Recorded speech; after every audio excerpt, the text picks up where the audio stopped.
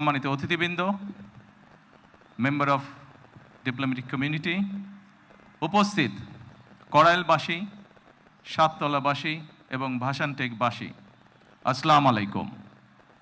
আজকে এই অনুষ্ঠানটি আমাদের জন্য অত্যন্ত একটি গুরুত্বপূর্ণ অনুষ্ঠান, একটি স্মরণীয় দিন এবং একটি ঐতিহাসিক অনুষ্ঠান।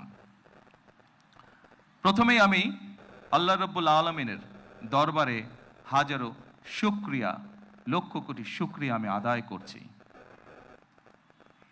নির্বাচনের মাধ্যমে বর্তমানে বাংলাদেশে জনগণের কাছে জবাবদিহিমূলক, জনগণের প্রতিনিধিমূলক একটি সরকার প্রতিষ্ঠিত হয়েছে। এই সরকারকে এই দেশের মানুষ নির্বাচিত করেছেন। স্বাভাবিকভাবে এই সরকার এই দেশের মানুষের কাছে জবাবদিহি করতে বাধ্য। সম্মানিত উপস্থিতিবৃন্দ, আজকের এই অনুষ্ঠানটি বা এই অনুষ্ঠানকে কেন্দ্র করে যে কারণে আমরা এখানে আজকে উপস্থিত হয়েছি, এটি বহু বছর যাবৎ বাংলাদেশ জাতীয়তাবাদী দল পরিকল্পনা গ্রহণ করেছে। বাংলাদেশের জনসংখ্যার অর্ধেক জনসংখ্যা হচ্ছে নারী। আমরা দৃঢ়ভাবে বিশ্বাস করি এই অর্ধেক জনসংখ্যাকে যদি আমরা পেছনে রাখি, এই অর্ধেক জনসংখ্যাকে যদি আমরা এম্পাওয়ার না করি, তাদেরকে যদি ক্ষমতায়ন না করি, শিক্ষা এবং অর্থনৈতিকভাবে তাদেরকে যদি ক্ষমতায়ন আমরা না করতে পারি, তাহলে অবশ্যই দেশকে কোনোভাবেই সামনে এগিয়ে নিয়ে যাওয়া সম্ভব না। আপনাদের নিশ্চয়ই সকলের খেয়াল আছে, এর আগে বিএনপি সরকার যখন দেশ পরিচালনার দায়িত্বে ছিলেন, দেশনেত্রী বেগম খালেদা জিয়া যখন দেশ পরিচালনার দায়িত্বে ছিলেন, সেই সময় সমগ্র বাংলাদেশে তিনি নারীদের শিক্ষা ব্যবস্থা, স্কুল পর্যায় থেকে ইন্টারমিডিয়েট লেভেল পর্যন্ত শিক্ষা ব্যবস্থাকে বিনামূল্যে করার ব্যবস্থা করেছিলেন। সেই শিক্ষিত নারী সমাজকে আজকে আমরা অর্থনৈতিকভাবে এম্পাওয়ার করতে চাই, অর্থনৈতিকভাবে তাদের সচ্ছলতা গড়ে তুলতে চাই, এবং সেই লক্ষ্যকে সামনে রেখেই বর্তমান সরকার গঠনের আগেই পরিকল্পনা গ্রহণ করেছে কিভাবে নারীদেরকে আমরা ক্ষমতায়ন করব, অর্থনৈতিকভাবে সচ্ছল করে গড়ে তুলব। এবং তারই অংশ হিসাবে আজকে এই ফ্যামিলি কার্ড আমরা সমগ্র বাংলাদেশে পর্যায়ক্রমিকভাবে ইন্ট্রোডিউস শুরু করলাম। আজকে আমরা প্রাথমিক পর্যায়ে, আপনারা নিশ্চয়ই এর মধ্যে বক্তব্য শুনেছেন, প্রাথমিক পর্যায়ে আমরা যেহেতু সরকারের কিছু নিয়ম নীতি আছে, আমাদেরকে সেই সকল নিয়ম নীতির মধ্যে দিয়ে আমাদেরকে একটি কাজ শুরু করতে হবে, এবং সেই নিয়ম নীতির অংশ হিসাবেই প্রথমে পাইলট প্রজেক্ট করতে হবে। সমগ্র বাংলাদেশে 14টি জায়গায় বা 14টি উপজেলায় এই কাজ শুরু হয়েছে। এর ভেতরে এই মুহূর্তে প্রায় 37,000 নারী অংশগ্রহণ করছেন। আমাদের এই কড়াইল এলাকা, ভাসানট এলাকা এবং সাততলা, এই 3টি এলাকায় প্রায় 15,000 নারীকে এই কার্ডের সুবিধার আওতায় আজকে নিয়ে আসা হয়েছে। ইনশাল্লাহ আমি দৃঢ়ভাবে বিশ্বাস করি আমার সরকার পর্যায়ক্রমিকভাবে বাংলাদেশে যে 4 কোটি পরিবার রয়েছে, সেই 4 কোটি পরিবারের যারা নারী প্রধান, তাদের কাছে আগামী 5 বছরের মধ্যে ইনশাল্লাহ পর্যায়ক্রমিকভাবে সকলের কাছে আমরা এই ফ্যামিলি কার্ড নিয়ে যেতে সক্ষম হব ইনশাল্লাহ। সম্মানিত সকল উপস্থিতিবৃন্দ, আমি আমার বক্তব্যের প্রথমেই বলেছি যে আমরা একটি দায়িত্বশীল সরকারের ভূমিকা পালন করতে চাই, যেই সরকার জনগণের জন্য কাজ করবে, যেই সরকার কাজ করবে দেশের জন্য। আমরা জনগণের কাছে জবাবদিহি থাকতে চাই, এবং তারই একটি অংশ হিসাবে আমাদের দল, বাংলাদেশ জাতীয়তাবাদী দল, নির্বাচনের পূর্বে আমরা বাংলাদেশের মানুষের কাছে প্রতিশ্রুতি দিয়েছিলাম, বাংলাদেশের নারী সমাজের কাছে প্রতিশ্রুতি দিয়েছিলাম যে বিএনপি সরকার গঠন করতে সক্ষম হলে আমরা এই ফ্যামিলি কার্ডের কাজ শুরু করব। আপনারা নিশ্চয়ই খেয়াল করেছেন, আমরা আল্লাহর রহমতে বাংলাদেশের মানুষের সমর্থন নিয়ে বিগত নির্বাচনে সরকার গঠন করার 1 মাসেরও কম সময়ের মধ্যে আমরা আমাদের এই প্রতিশ্রুতি, জনগণের কাছে দেওয়া প্রতিশ্রুতির কাজ আমরা শুরু করেছি।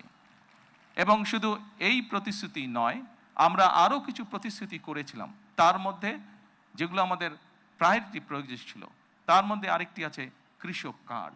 সেই কৃষক কার্ডের কাজও আমরা শুরু করেছি ইনশাল্লাহ। ঠিক আজকের এই অনুষ্ঠানে আমরা যেভাবে 37,000 মানুষের কাছে, 37,000 নারীর কাছে আমরা ফ্যামিলি কার্ড তুলে দিতে সক্ষম হয়েছি, ঠিক একইভাবে আগামী মাসের মধ্যে আমরা, আগামী মাসের ভেতরে আমরা কৃষক ভাইদের কাছেও, বহু কৃষক ভাইদের কাছে আমরা কৃষক কার্ড তুলে দিতে সক্ষম হব ইনশাল্লাহ।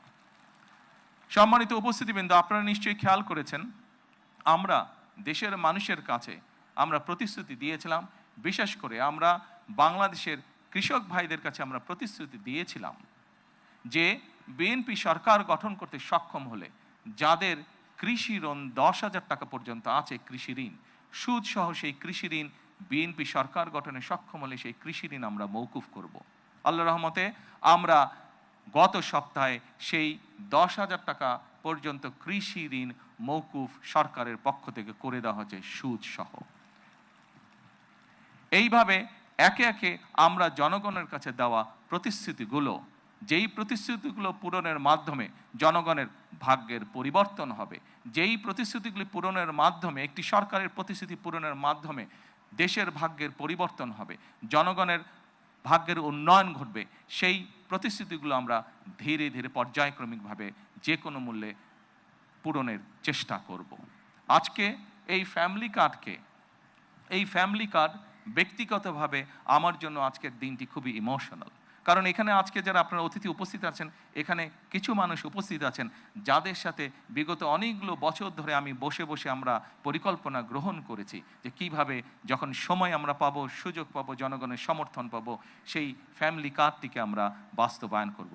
আল্লাহ তাআলা রব্বুল আলামিনের রহমতে আজকে আমাদের সেই দিনটি উপস্থিত, যেই দিনে আমরা আমাদের এই প্রতিশ্রুতি রক্ষা করতে সক্ষম হয়েছি। সেজন্যই আজকে আমার জন্য যেমন একটি ইমোশনাল দিন, আমি মনে করি আমার সরকার এবং আমার দল, বাংলাদেশ জাতীয়তাবাদী দলের জন্য একটি ঐতিহাসিক এবং একটি ইমোশনাল দিন আজকে।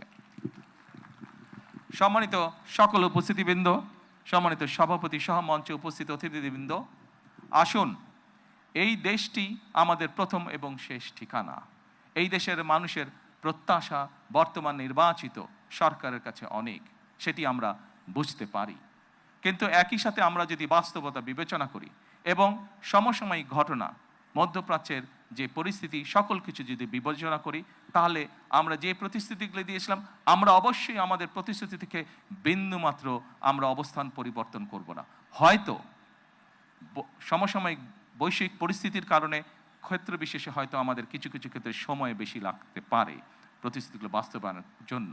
সেজন্যই আজকে আমি সকলকে অনুরোধ করব, এখানে যে সকল এলাকাবাসী উপস্থিত আছেন আপনাদেরকে, আপনাদের মাধ্যমে সমগ্র দেশবাসী যে সকল উপস্থিত আছেন আপনাদেরকে, আপনাদের মাধ্যমে সমগ্র দেশবাসীকে এবং মিডিয়ার মাধ্যমে সমগ্র দেশবাসীকে আমি অনুরোধ করব যে আসুন আমরা ধৈর্যের সাথে সমগ্র পরিস্থিতি মোকাবেলা করি, আমরা ধৈর্যের সাথে সুন্দরভাবে আমাদের এই দেশটিকে গড়ে তুলি। সম্মানিত সকল অতিথিবৃন্দ, আমি নির্বাচনের সময় একটি কথা প্রায় বলতাম, প্রত্যেকটি নির্বাচনী জনসভায় আমি একটি কথা আমার বক্তব্যের শেষে আমি তুলে ধরতাম। সেই কথাটি ছোট্ট একটি স্লোগানের মতন, আপনাদের সকলের কম বেশি জানা আছে, সমগ্র বাংলাদেশের মানুষের কাছে স্লোগানটি পৌঁছে গেছে। আজকে সেই স্লোগানটি দিয়ে আমি আমার বক্তব্য শেষ করতে চাই। সেই স্লোগানটি ছিল, করব কাজ, গড়ব দেশ, সবার আগে বাংলাদেশ। সকলকে আবারও আন্তরিকভাবে ধন্যবাদ জানিয়ে আজকে আমার বক্তব্য আমি শেষ করছি। আল্লাহ হাফেজ। বাংলাদেশ জিন্দাবাদ। মাননীয় প্রধানমন্ত্রী, আপনার মূল্যবান দিক নির্দেশনামূলক বক্তব্যের জন্য আন্তরিক ধন্যবাদ ও কৃতজ্ঞতা জানাচ্ছি। মাননীয় প্রধানমন্ত্রী অনুষ্ঠানস্থল ত্যাগ না করা